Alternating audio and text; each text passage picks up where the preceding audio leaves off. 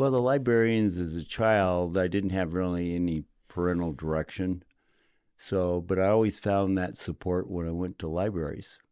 A couple of reasons. I wasn't exposed to educated people other than teachers and librarians. And they always had time to invest in me.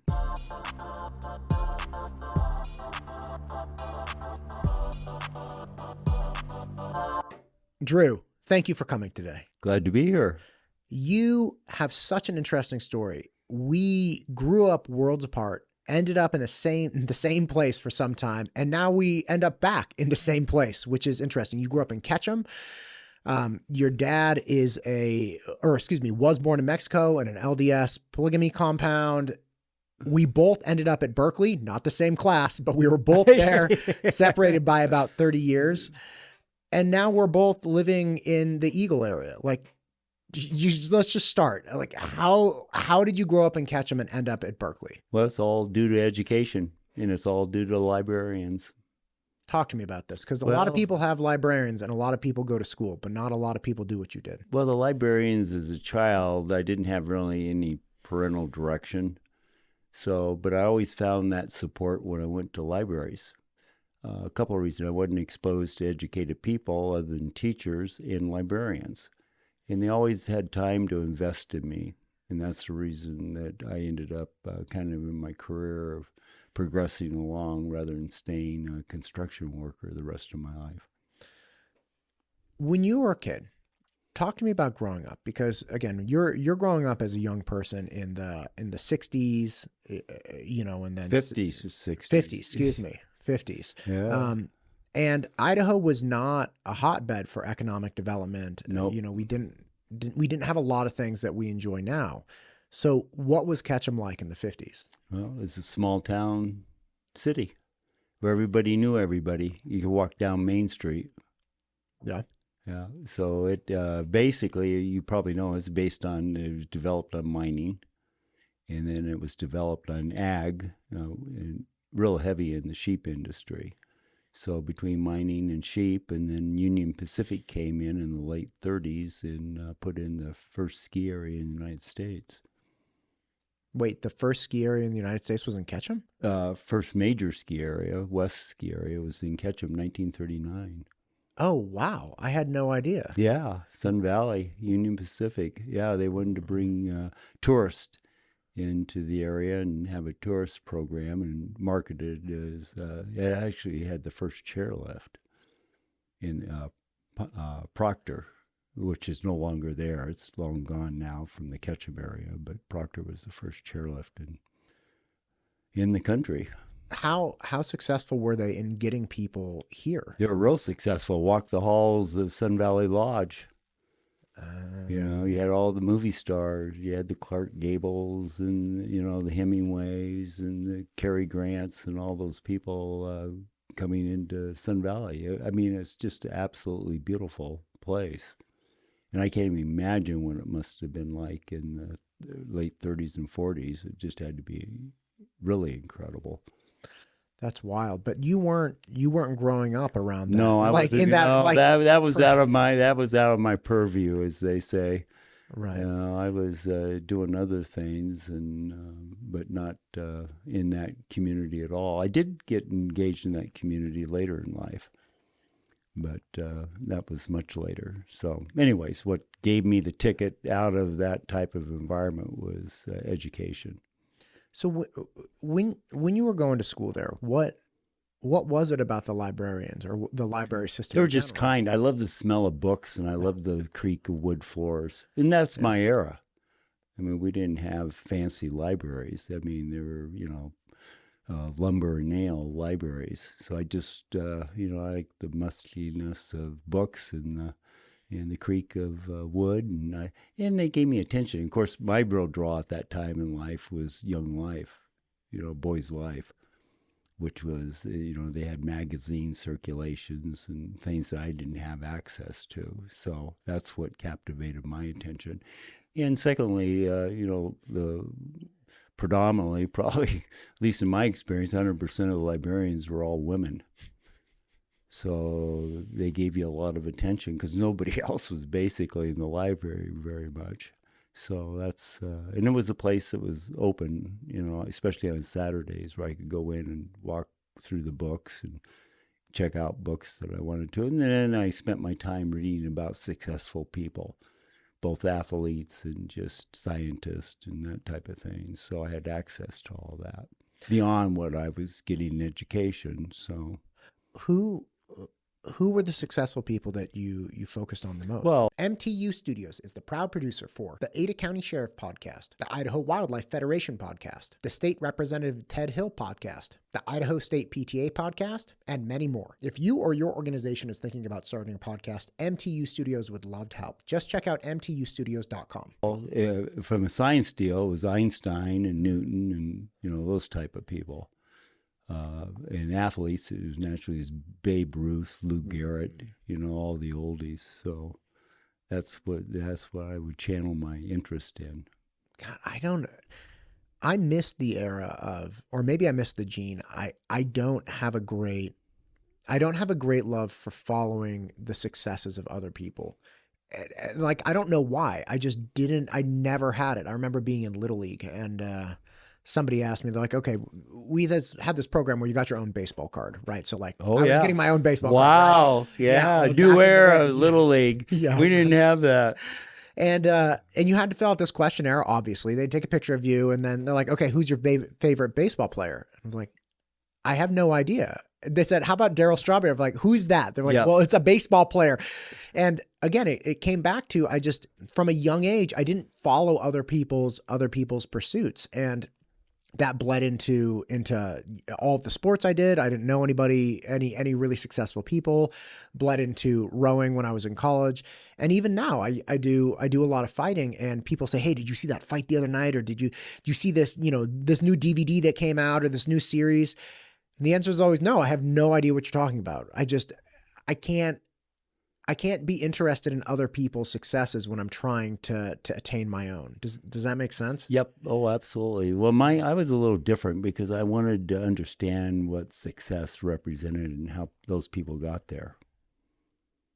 In science, Einstein was kind of the premier guy at the time, and I wanted to know how did he get to be so famous in education. Very, very well-educated person in Germany. And then on the athletic side, it was, the Babe Ruth. And then I also wanted to see how their lives were to kind of give me some direction, because I didn't have a lot of direction as a youth. So I had to figure out what that meant and how those people got to that point. So it was curiosity, basically. And I didn't have a lot of close friends, so I was pretty isolated all the time. Yeah, you had mentioned before we turned the cameras on, you went to 5 different high schools and 11 different... 16 grade school. Yeah, we lived in a travel trailer. Yeah. So... I can imagine it'd be a little difficult making long-term friends if you're... Yes, well, you couldn't let people get close to you, because you were moving on. And it was really funny because the teachers knew that too. So they wouldn't invest in you because they didn't, you were a migrant person migrating through the school system. So. Man, yeah. I didn't have that. I did stay in one place growing up, but I was the youngest of all my siblings. So by the time I hit...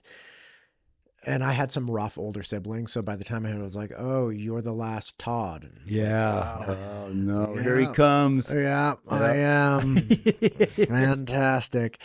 Yeah, my family's reputation preceded me, which was something. So as you're going through these schools, you're going to libraries, you're learning about successful people, you're seeing. People talk a lot about success leaves clues and understanding what they did and how they did it. What made you want to go to Berkeley? I mean, that is a world away from that area. Well, I wanted to see what E = MC squared was. I wanted to understand it. So, and I was fortunate enough, and it was kind of serendipitous, as I mentioned to you, because my father at that time was, BART had just started, Barrier Rapid Transit. And they were just putting in that facility throughout the Bay Area, as you well know. Mm-hmm. So that's how I ended up there. Oh, did your dad move down there for work? Well, they'd moved there. I was living at the time with an aunt and uncle in Arizona. Oh, gotcha. I went to junior college for 2 years first because I didn't think I would ever do anything in university. So I went to junior college, and then in junior college they came to me and gave me an academic scholarship. And I thought, wow, I'm getting an academic scholarship. I can't believe that. And then in the progression of that, my parents had moved several years earlier, and they were living in my dad was working in Northern California all around out of a operating engineer local union there, Local 12 in Northern California. So they were traveling around in that area while I was living with my aunt and uncle. Gotcha. Did you learn E equals MC? Did Yes. you go as a physics? Yes. Yeah, I took individual? quantum mechanics at Cal. Pass, not pass. I want you to know. Did you? You just And, said you and took I it. was Did the you only pass? I was the only non-Asian in that class, as I recall. That was about 10, And that was you graduated in 70? 70. Yeah. So that was literally the late 60s, and Yes. the demographic was still what it was. Yeah. Yeah. Yeah, when I was going to school there, I think it was 55% Asian American, Yeah. or just Asian, because not all of them obviously Yeah, American. mine was probably a little heavier than that. I don't know exactly what the percentage was, but very bright people and very driven. So you pick up on that. That was your competitors in school, is that you had to learn to step up. What a funny the whole I'm always taken by the Asian American dominance of higher education. Not any comment on Asian Americans at all. Correct. It's more of it's a joke to me that Asian Americans represent a minority within our population, but they're the majority in higher education. Yeah.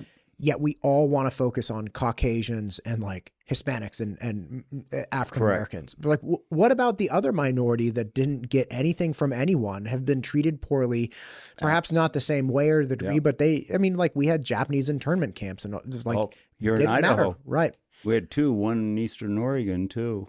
Right. And then we have like George Takei on Yes. Star Wars or Yes. Star Trek, who Yes. doesn't care and goes Yep. on to be successful. And we have, Berkeley's jam packed with different students. I mean, it's Especially scientists. yeah, right. Of course, Berkeley also has Livermore, which Right. is, the center of the universe for nuclear science. So, Right. That does help. yeah, it does help a lot. And, I really enjoyed that experience. I like Asians. I respected them just tremendously. They weren't at the bars and things or partying. I mean, they were grinding it out. They wanted to be successful, and they had a lot of parental and family pressure on them too, as I recall. So their expectations of them excelling was really great. Yeah, the Asian Americans as a whole also have much higher rates of dual parent households. So Yes. they're far more. Grandparents Yes, and exactly. They have parents. multi-generation households, dual parent households. Absolutely. And so they have more support mechanisms and drive and guidance instead of, having single parent household. And again, people get divorced, absolutely, but it's an indisputable fact. You're going to have a lower high end probably capacity as a young person if you're dealing with a one parent household than two. So Absolutely. yeah, it's interesting to see all of the things that go into making success in that way. So you go to Berkeley, you graduate in 1970, and what was your degree? Well, my degree at the time was called cognitive psychology, and then it went to neuropsychology. Now it's called neuroscience. Right. Yeah, my brother was actually, I think I told you this, my brother had graduated from Princeton. He got his PhD at Princeton in computational cognitive neuroscience, and then was doing a postdoc at Berkeley for a little while before he got pulled into industry. Yeah, he went from making some ridiculously low amount of money as a postdoc living in a hovel to making a dump truck of money working for Netflix in like a week. It was, Wow. like the second he raised his hand, is like, I'm for hire, he just got scooped up.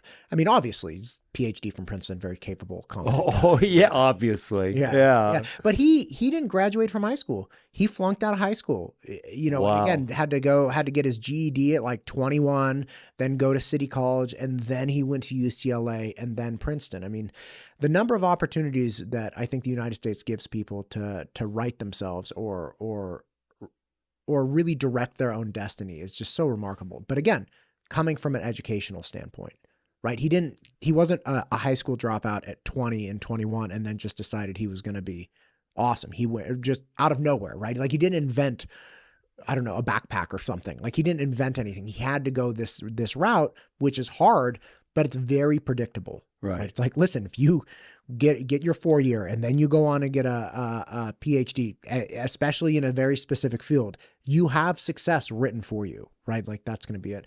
So you come out, but this is back in the 70s, before they had neuroscience and Netflix and predictive algorithms. Correct. What do you do after you graduate? Well, I went and I became a professional athlete in snow sports and snow skiing.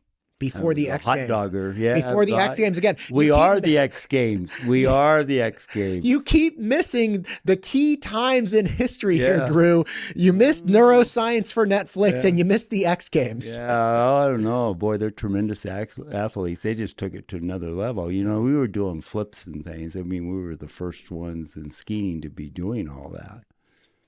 So all what you see now, the X Games, is really comes out of the hot dog freestyle. Right. Skiing. Right. So that's where that's all coming. And the athletes are just tremendous now. They basically didn't have the science on it. So as far as the jumping and the twisting and the flipping, we didn't have the facilities. Now they've got the facilities down at Park City. Right. They got that pool with the bubbles. They can do all kinds of things. They can do all right kinds of things. Yeah. Exactly. And that's year round too. Year round. Yeah, Right. it's not limited. In fact, I'll be in the Hall of Fame this coming weekend in Park City. So you're getting inducted? No, I've already been inducted. I'm every year they have U.S. Ski and Snowboard Hall of Fame. You're in the U.S. Ski and Snowboard Hall of Fame, right? Drew Wahlin, pioneer of freestyle skiing. Do we have videos of this? Yeah, I've got some videos someplace. Yeah, it'll probably bore you to death, though. I mean, we're arcane compared to what they're doing now. I mean, they're at a whole nother level. Well, as you know, being an athlete, sure. I mean, it's just progression. They get better and better and better. Right. The ones that are 20 years behind you are, 10 times better than you are. Just because but you guys were skiing on 2x4s, Drew. I mean, you got to give yourself some credit. Yeah, we were lucky. And we were determined to establish support because hot dog freestyle skiing is an American sport, even though it's dominated now internationally. But at the beginning of it, it was an American sport. Can I ask you something? What is it about Americans and America in general that just produces, like you're saying, like hot dog freestyle skiing? Like we invented jazz. We came up with the quarterback blitz. Like what is it about American culture that produces this Evel Knievel style, I don't care, let's flip a couple times and see if I can land it? Right. Well, it's all about innovation, looking at things differently. I mean, you forgot to mention we had Aaron Rodgers at Cal. Hey, listen, I charged the field when we beat USC in 2002. Yeah. We tore the goalpost down. Oh, yeah. I was on the second wave going over the fence. Yeah. And that's when they were the Indians still. Now they're trees, I guess. Oh, my God. Stanford. Yeah. We still refer to them as the Indians. Every time I meet an old Stanford graduate, I say, hi, Indian. Yeah. And I didn't know that they had been the Indians. That explains the Stanford axe. Indian. Okay, well, I always knew them just as a stupid tree running around the field. Yeah, now it's a tree. Now they're the trees. They're the forest or whatever they are. Oh, that's clever. Well done. But great school, needless to say. So what is it about America that develops innovation? Because, I mean, if you broaden it to innovation, I mean, like, we have Apple, we have IBM, like we had Ford, what is it? Well, look at our history. We were pioneers. We came out of Europe. We're a young nation, so survival of the fittest, basically, I think is where it's how far it goes back. Because I mean, we were engaged in a lot of different endeavors, you know, pioneering especially. I mean, they were tough people, boy. People who settled this country were really tough. And I think that's where it comes from, is just that drive, American drive for innovation and for curiosity, and also for betterment. I mean, all those pioneers, they were trying to better their life. They were looking for a better life. Self-determination, right? You have the capacity. I've never been to England. I did go to Ireland briefly for a wedding, 3 days. Oh, great. Craziest 3 days of my life. Oh, yeah. The Irish, man. We had a great time. It was good. The jet lag actually worked in my favor for some reason. I was able to outlast all you the were? Irishmen. Oh, God. You showed them, huh? Yeah, oh, my God. I died the next day. The whole week I was dead. Yeah. But, there's when people that I know have gone to England and come back, and especially if they have an extended period of time, they say how different things are from the aspect that people have kind of accepted their lot in life. They're kind of like, hey, you know, It's a caste system. Right. Still. Yeah. Still right. A Even caste though, system. Right. Yeah. And I think a lot of people, when they think caste system, they think of India, but, right. But England is very much still set in those ways, which is kind of like, hey, look, this is your ceiling. This is where you're going. And the United States, as you're pointing out, obviously had this kind of, hey, if you can make it, if you can do it, get after it kind of, again, self-determination. Right. Well, they're risk takers too. I feel like we're losing aspects of that though in parts of our country. Like, I don't think there's the opportunity. I think there's so much, for instance, in some of the West Coast states, I think there's so much larger sentiment about what people can and can't do, what they're allowed to and to not do, whether or not it's even reality. But again, working with young children, not young children, but teenagers, kids, right? Trying to go to college, the sentiment that so many of them had about what they could or couldn't do based on, you know, quote unquote society. They're like, well, I can't be great at math because of society, or I can't do this because of whatever.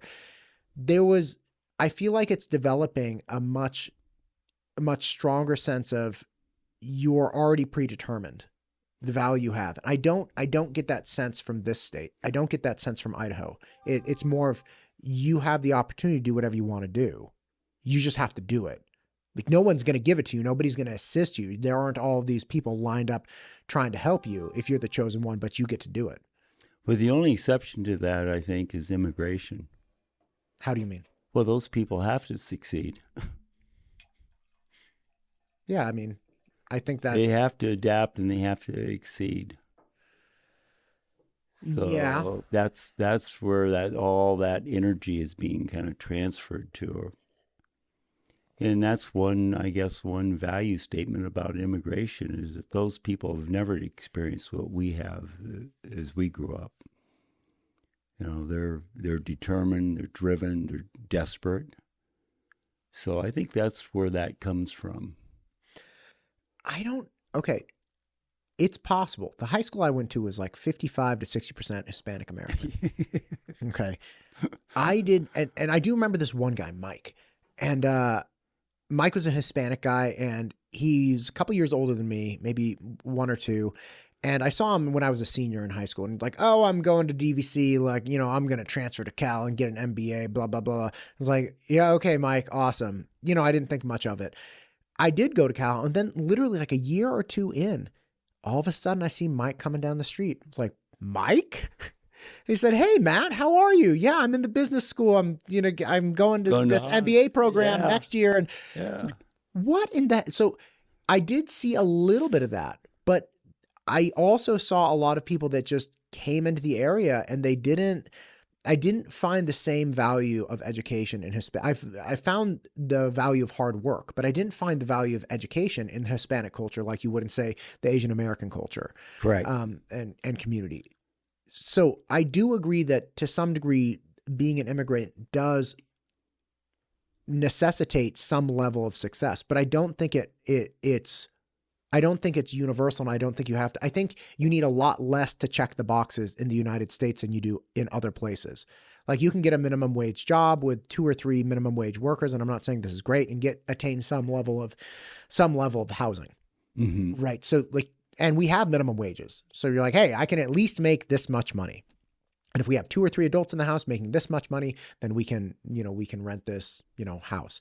But the point is what you're saying, or I think what you're saying is that because we have immigrants, immigration really requires you to work to the bone and like claw up. And at least in my experience when I was younger, I saw a lot of people attaining that first rung of like kind of, okay, we have enough money for food and housing, and then they just stopped. It wasn't this perpetual drive that skyrocketed them into, having way more. Well, I'm part of the baby boomer generation, and I think that was a little bit different situation. Just because it was a whole different environment in America than we've had before. Plus, it was post-World War II. So a lot of the parents and things went on to go into education as a result of the GI Bill. Mm. So we became more exposed to a, educational pathway, I think. Your dad, take your dad. He was a Vietnam vet. I mean, holy cow. Right. Yeah, and my uncle. My uncle went to Vietnam, flew helicopters. He went to Harvard Law, and my dad ended up going to med school. Wow. Both using the GI Bill, grew up broke, and well, you had the gene in you.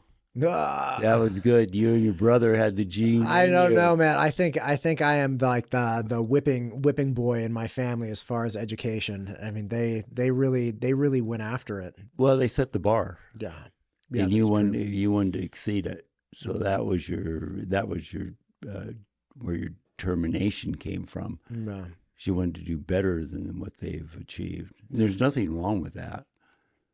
Yeah, I think the big struggle that my dad always emphasized, especially with higher education, like professional schools, is that if you have a plan, if you go to school or graduate high school, 18 years old, and you have a plan, like, hey, I'm going to start working and I'm going to be an electrician or I'm going to be a plumber or whatever. Which is okay. Oh, it's great. It's this is the point. It's like that person, if that person does it, stays away from drugs, gets married before that, he has kids, stays married, right? So you're avoiding kids out of wedlock, you're avoiding divorce and splitting up, whatever, and you're avoiding, substance abuse issues. He's like, that person will always out-earn the doctor. Because the doctor has to go to undergrad, then he has to go to med school, then you have your internship and residency, and then finally you're established, but you're like in your mid-30s, you have all this debt, you've missed all these earning years, whereas the electrician who's, married, has a kid, and just working every single day, saving up money, be that a 401k or whatever investment they want,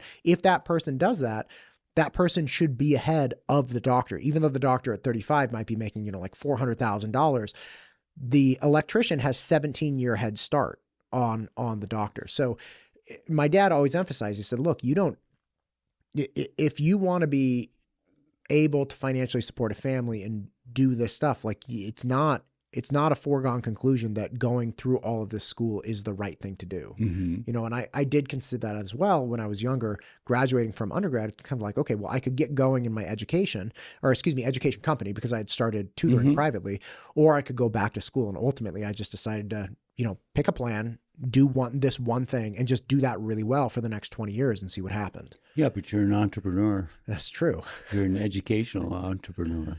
That's true. So that's a gift in itself. So you were going on into education. That's true. That's true. I did learn an exceptional amount. Talk to me after you go through your skiing phase and you do whatever it is you did to warrant being inducted into the Hall of Fame. Which again, we got to get those videos. Where did you go from there? Because back in the day, even though you were obviously very, very successful, like there wasn't a lot of there weren't the X Games and sponsorships to keep you going. Yeah, I did very well. You did. How did you do so well? Well, it was at the right place at the right time. Oh my God! All timing. And I stayed in after I quit competitive skiing. I stayed in the industry. In the snow sports industry, and became an executive in the snow sports industry. Okay. And I'm getting a broader picture of Drew now. So, okay. Yeah, and skiing at that time was kind of an elitist sport, and it was drawing the attention of all the big B schools. So we had the guys coming in from Stanford or Harvard or Wharton or whatever that didn't decide they wanted to go to Wall Street. They wanted to run a business, and the companies wanted that kind of talent. So they were pulling them in. So I thought, gosh, man, I'm never going to reach to the top here if all these people keep coming in ahead of me. So what do I need to do? Well, you got to either join them. So it was an expensive process, because when you come out of that income bracket and you go back to school, which I did for 6 years, but it all paid off eventually, because I went to Wall Street after my last graduate degree. Okay, wait. So you're still in the skiing industry as an executive. I went back to get an MBA CPA. Gotcha. Got that, and then I got into going on to get a PhD in business. Okay. And it was policy. So I went in, which is strategic planning. And out of that, I got, being in that level of graduate school, you have a lot of opportunities to do consulting. And one of the companies I consulted for ended up hiring me after I got out of the program. And that job was basically working on Wall Street doing finance and strategic planning. So it's my understanding that as Wall Street got more and more technological, they started hiring statisticians and yes, and all kinds of really extreme tech and math people, because they stopped looking at it from a human intuition standpoint. Correct. And from an industry like, oh, this product is so great, it's going to end more of data, just data harvesting, mega data interpretation of the data and forecasting the data. That's where it is now. Were you working in it when it started to make that transition? No, it was still a good old boy network. So it was the relationships that you had in the industry, and that's how you got things done. And then making sure that you had the performance to support it. So you were more of the what is it, Eddie Murphy and come on. Yeah, it was Trading Places. I was the Rolex watch group. Yeah, to make sure that everybody saw it. Yeah. It's the famous comedian from Blues Brothers. Yeah. Who am I talking about? Belushi? Yeah, John Belushi and Eddie Murphy. Yeah, when it was the good old boys. Yeah. Like Archibald. Yeah, it was that way. Really? You still had all the major financial companies still going, and then they kind of got wiped out during the Great Recession. So everything's become more consolidated. But now they realize the value of data, of how you can mine data. It's data mining. It's the expertise that they're bringing. They're still bringing in the Whartons and the Harvards and the Stanford people. But still, it's a lot of those people now that come out of those programs are more in the technology sector as opposed to the B school. We call it B school sector. So, do you see it ever going back, or do you think it's just going to become data? It's so useful, as we all know. Our quality of our life is improved by understanding data. Okay, quality of life.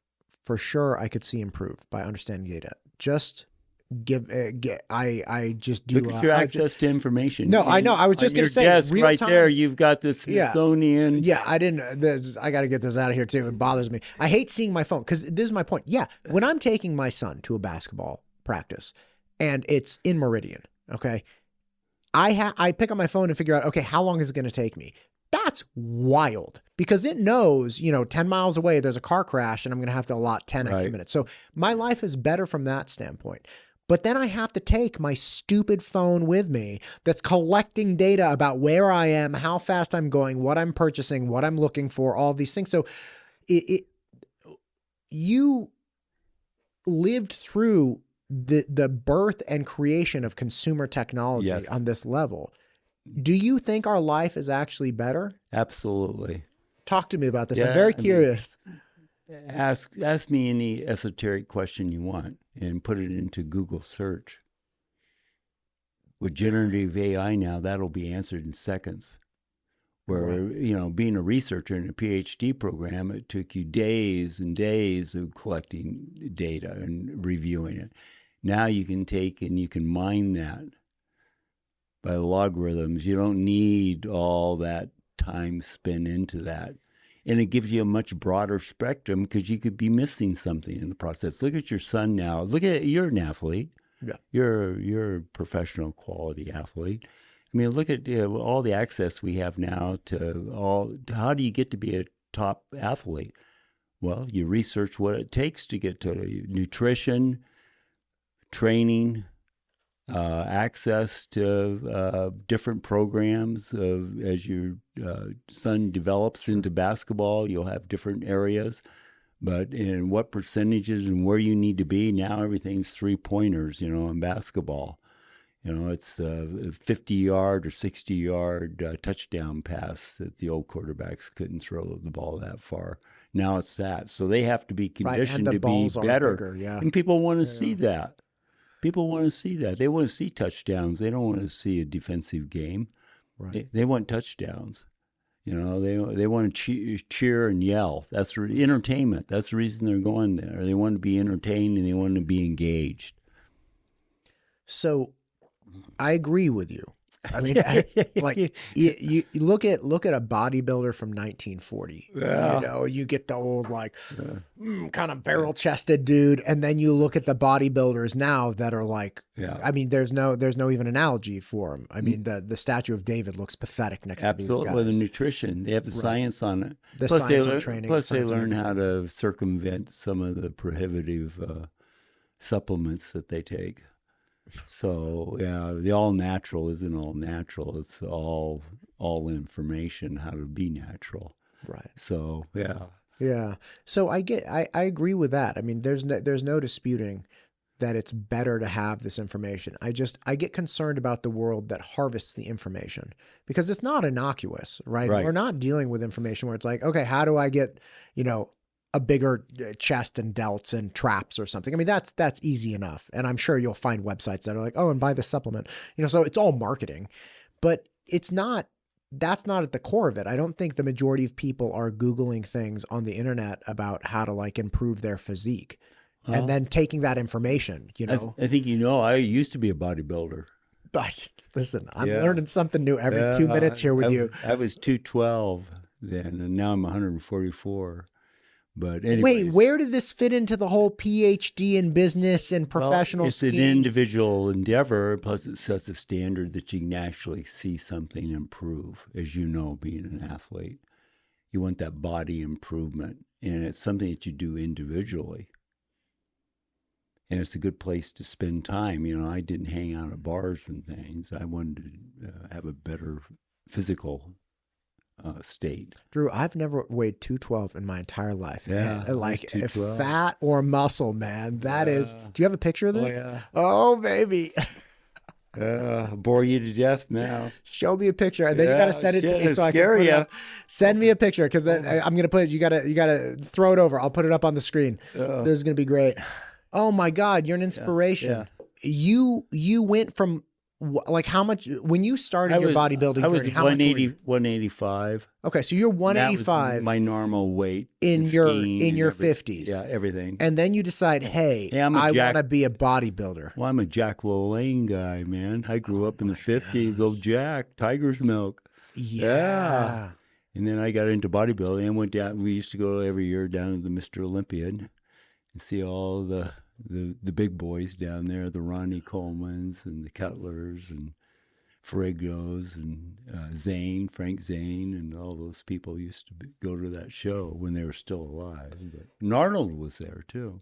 Drew, you have had one of the most eclectic life experiences I've ever heard.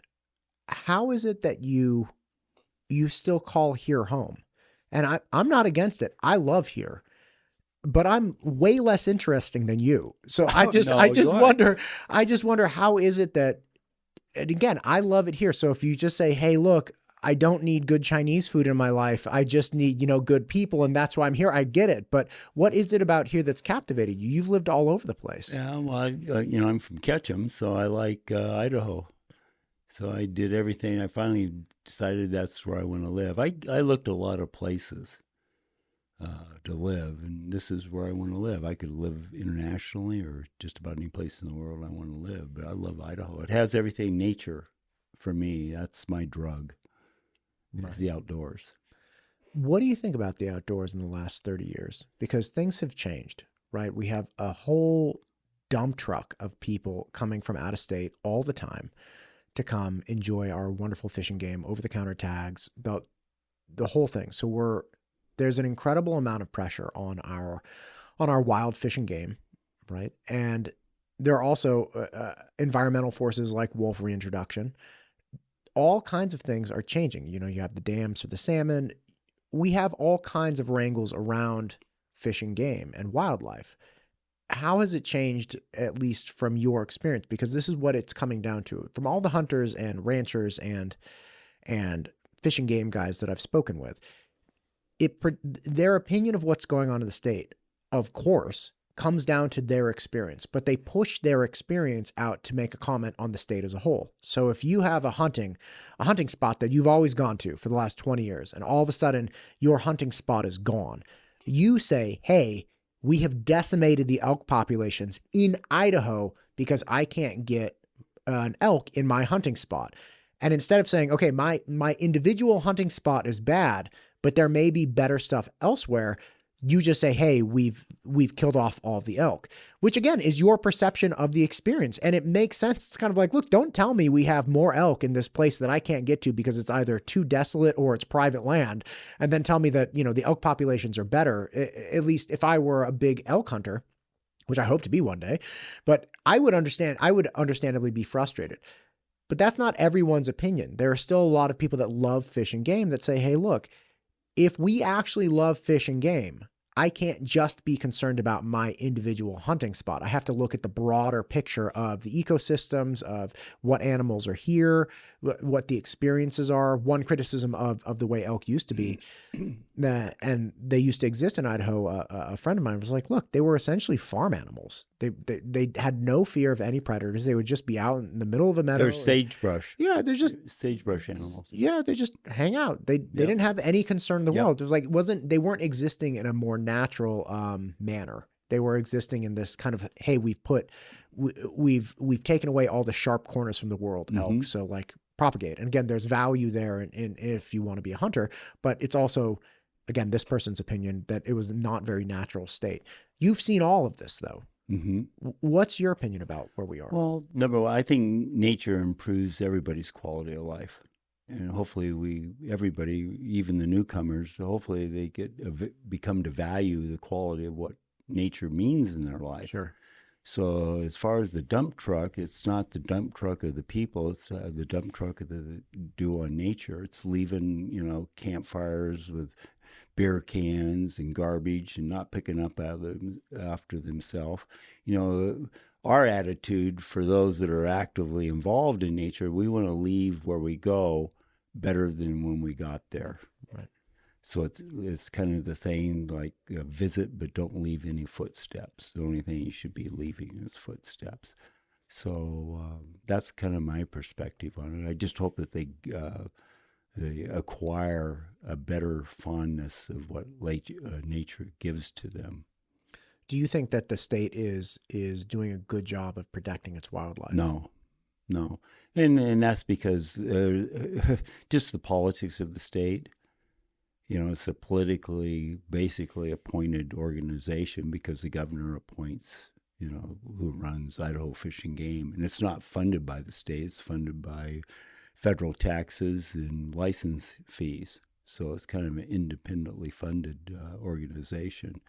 I think there's really good quality people within it, but also they really are kind of directed by the politics of the state and not so much the science of it. And I think that Carter Niemeyer kind of explained that too, his frustration with that whole program. So, right. What do you think they could be doing better specifically? Well, number one, it needs to go into general funding for it, as opposed to just restricting it to federal taxes and licensing fees. That way, it becomes more public. Right now, it's all sportsmen, and all their policy making is all directed towards sportsmen because that's their basic funding. That's 100% of their funding. And what percentage of sportsmen was there almost 2 million of us now in the state of Idaho? It's like 4 or 5%. Sure. You know, so what happens to the other 95% of the public? They're, They benefit. Their interest isn't being represented. Oh, that's interesting. I was thinking that you were saying that the hunters are actually the ones that are funding all of the protection of wildlife that the 94% benefit from, which appears to be true.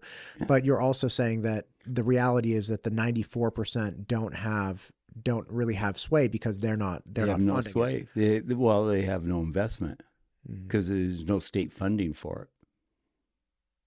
Yeah. So that's the problem that you have. And they're basically the voter base. So they're looking at legislatures or addressing other issues and not so much the quality of nature in Idaho. That's interesting. Yeah, it's disappointing actually. Well, yeah, and again, I'm newer to the fish and game and wildlife issues. And every time I peel back one layer, it's like 20 more layers that you have to go down. Yeah, they're really good people. I mean, I know a lot of them naturally because I run a wildlife foundation now. So I have a lot of exposure to their policy and administration. And I have a high level of respect for them too. But like I say, it's politically driven now and not publicly driven. Sure. So I'm trying to thread all of your stories together here to get back to this state where you and I are sitting in a room together talking about all this, and it almost seems like an impossible string to pull through all of these different areas. Well, we do have a tie. I mean, golden bears. Yeah. Huh? 40 years apart. Yeah, golden bears. It was great. And I'm so glad. I mean, I still hold it as my sacred educational program. It just gave me the drive and determination and attitude that I could do education. You come out of there and you know that you can do education. Yeah, I actually was telling a buddy recently that if I had told people, what I ended up doing is going in as a math major, but then I switched to rhetoric. And the reason I did that is because I loved math going in. And then I kind of fell out of love of math. I couldn't write my way out of a paper bag. And I had to take these remedial writing courses, and I fell in love with writing and really learning how to communicate. And that led me into tutoring other kids at Cal because I realized, hey, education's really not bad at all. Like you learn when you teach. That's what I found. Right. And so learning that writing wasn't bad and that I could help other people learn how to write, I started tutoring at Cal, and that led me to my career directly exiting Cal, which is, I'll just go into private education. I had the math background and then the English background. Had I looked at that in reverse and told somebody like, I'm going to go to Cal and I'm going to study this liberal art called rhetoric, where we just read and argue with each other all day long, there's no way somebody would have understood the value in the long run for me of that. They would be like, that's the most ridiculous thing ever. You should study something that's real instead of just, arguing with people. But man, what an incredible education. It was so great. There's just as much value to communication as there is to science. Good science needs good communication. If you can't explain it,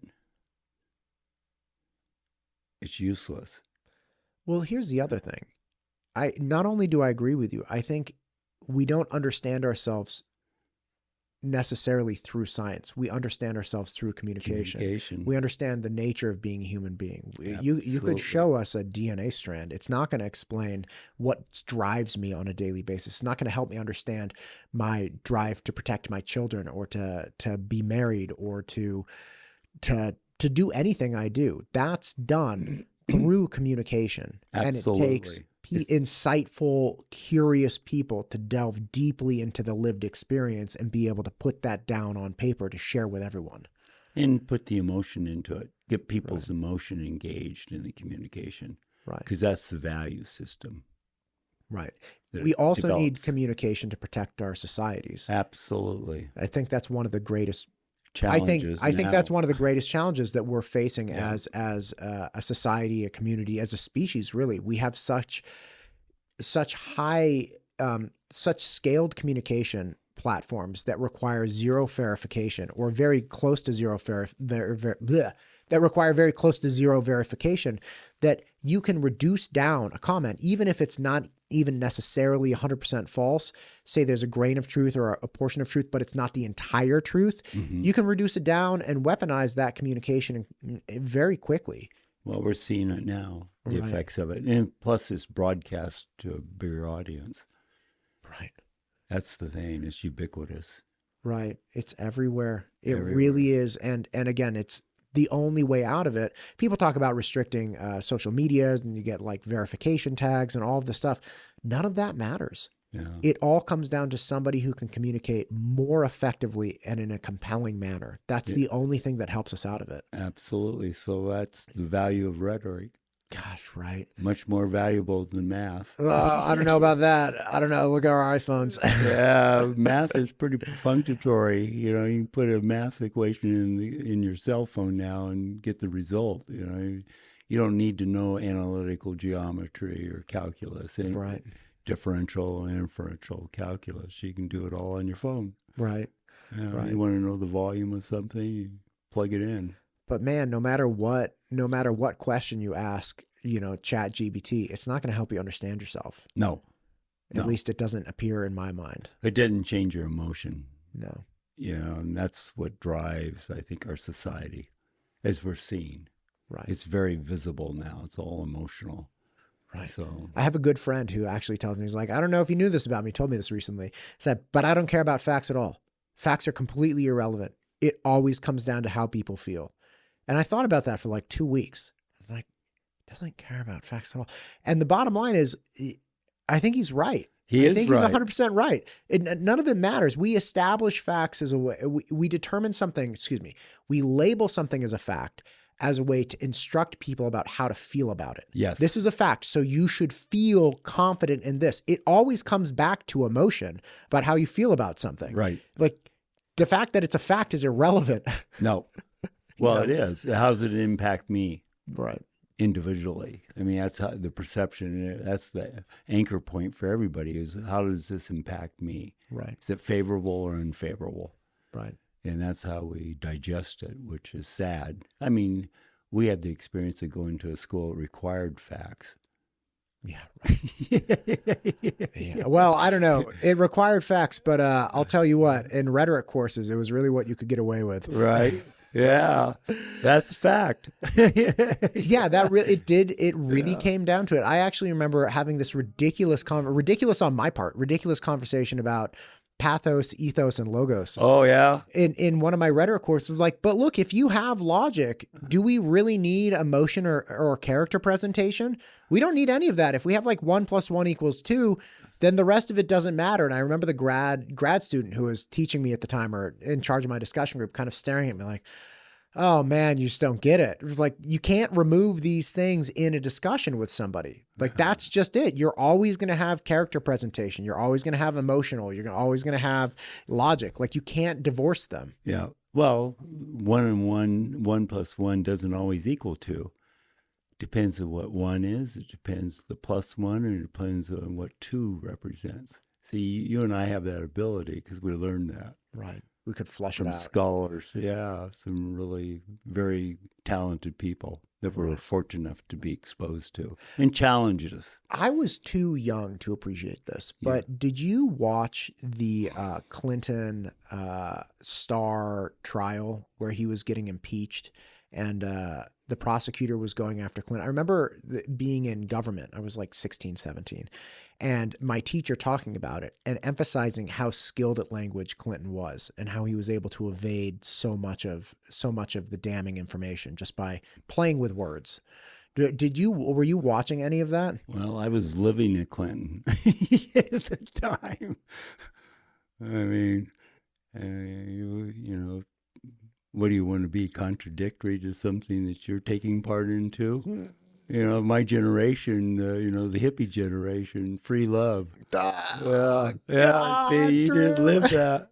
No, You know, I how could didn't. you? Yeah, how could you be hypercritical of something like that when you're living it?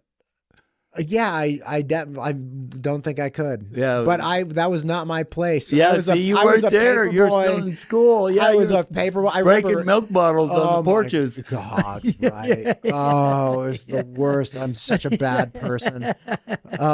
14-year-old You're Matt. trying to flag down the milkman to see if he had any chocolate milk that you could buy, right? I had a guy up the street who worked for, what's the company that makes ho-hos?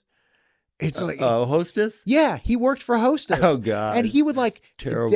it was the worst. It was like these Sugar. death sponges of just. God. But he would give me boxes of them. He was on my paper route. I gave my paper route to his son. Oh, did you? Yeah, Oh, when I that went was off to a good college. ally to have, Oh, my man. You gosh. Twinkies, man. You were supplied. It was ho-hos and Twinkies. Nobody and he had- knows what those are now. They're gone, I think. What about those? Do you remember the snowballs? Oh yeah, It was like the oh pink yeah. coconut. They had the Asian food cake chocolate in the middle of them with the my marshmallow cover. Yeah, yeah, snowballs. Yeah, oh yeah, So good. yeah, especially with milk. Oh boy, they were great. Yeah, yeah. He had a hostess route where he would Oh, just go geez. deliver every day. Well, they had to pull stuff off the shelf that was aged, and he was just giving. They just throw that stuff away at the time. Now, hopefully, well, I don't know. That's such a good thing to take to the food banks because those people are trying to just get any energy they can. So sugar's not their best friends. So. It's not their best friend. It's better than not eating them. Yeah, well, that's true. That's what That's a tough one. Yeah, I've worked the food bank before. It humbles you. Yeah.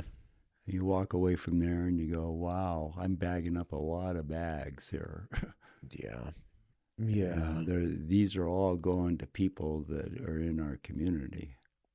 Yeah. I'm getting an interview lined up with somebody to talk about the homeless population within West Ada School District, because there are actually 200 to 300 homeless kids within the school district. There's a absolutely. huge foster student child community as well, just people that are destitute. Yeah, those children are under a big challenge in life to get out of that. There's no easy path for them, as you know. Right.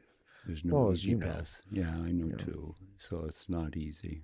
Yeah. And it tears at your heart. Yeah.